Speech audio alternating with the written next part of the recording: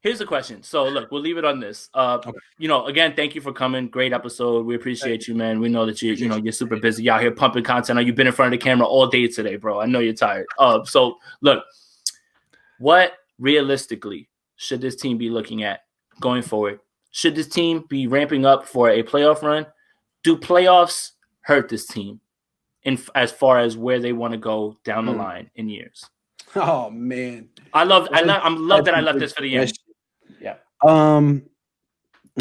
You could argue that the best result for the 49ers would be for them to lose the rest of their games and their defense to play well, so that that wouldn't be a good. I mean, if Saleh leaves, that's not a good result for the 49ers. So I guess the best result you could argue is them to lose the rest of their games and get blown out. But I think if they do that, even though your mind will tell you as a Niner fan, like, good, it's good. Like, this is for the best. You'll also be like, do we really suck? Like, is there anything here? Are the coaches overrated? Is there any foundation here? We're 4 years in and we can't win a freaking game against Washington.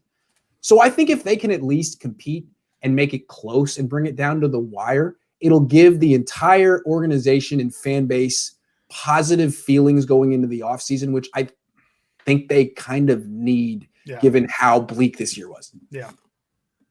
Yeah, and I think that is important what you said about, the winning culture, right?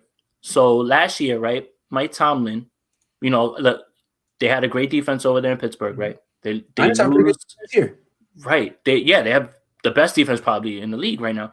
But they lose Ben Roethlisberger last year, right? Mason Rudolph's terrible. Duck Hodges, come on. Name is Duck. And they went 8-8. Yep. And they went 8-8. Like, yeah.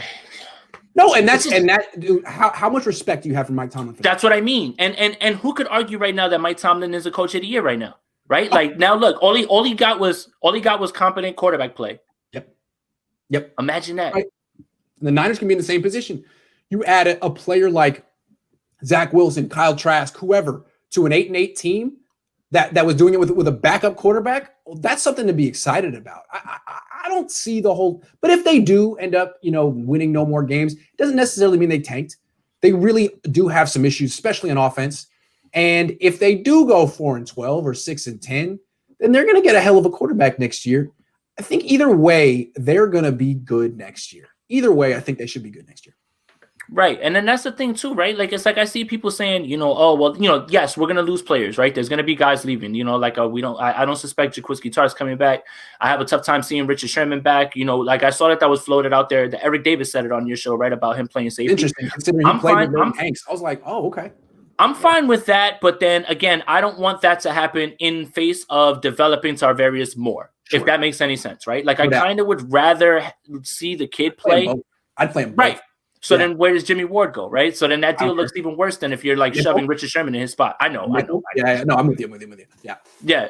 And that's kind of where I'm at, like, with that. So I mean, this team really just has to make sure that they're at least showing that they're going to be competitive, that this team can overcome these sort of things, because the league don't love you back, like Eric Davis said, right? The NFL, cool. Like, that is really good, and it's a cruel league, and NFL stands for not for long. So it's not like they cancel the games when your teams are hurt or anything like that. So this team has to find a way to overcome. They have to fight, like you said. And if this team shows down the stretch that they're going to be in these games, specifically when they play the Bills on Monday night, like those games, I'll feel way better about it, because then the culture is there for other people to come into, right? And that's really the foundation, is what needs to be there. And I think people are starting to look at Kyle a little differently. I mean, Kyle got every benefit of the doubt, and now he's in year 4 as a head coach, and he's looking at another losing season, 3 out of 4. And I think people are being like, well, dude, like, we think you're better than this. Like, you have your excuses, but dude, like, this year 4. And look at Sean McVay. Like, he has excuses too, and he never has a losing season. Like, what is it about you, Kyle? I think people don't necessarily write him off, but I think they're starting to raise questions that he can put to bed with some strong performances down the stretch. He needs it. What I'll say about the Rams, though, is that, like, Jeff Fisher's awful. Yep. Like, really bad. Yep. So McVay, like, it was all there kind of for McVay. Like, McVay props up Jared Goff, though. Props him up fully. Yes. Like, I don't think that anybody does that more for their quarterback in the league. Goff has improved under McVay. You can't say that Garoppolo has improved under Shanahan. In fact, he didn't. Well, and you know, he holds his hand the entire way, right? Like we know that, like all the way up until the last second, he's talking to him in his headphones, you know, telling him what to be looking for and things like that. And